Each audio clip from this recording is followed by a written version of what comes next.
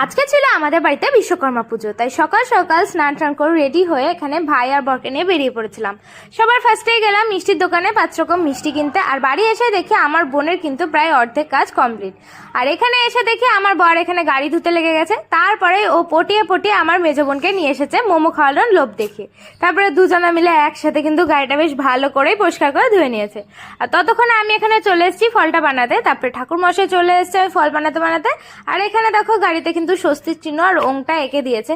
তারপরে কিন্তু আমাদের পুজো স্টার্ট হয়ে গেছে। এখানে আমরা সবাই বসে রয়েছি, আর ও কিন্তু গাড়ির জন্য ফুল আনতে গেছিল তখন।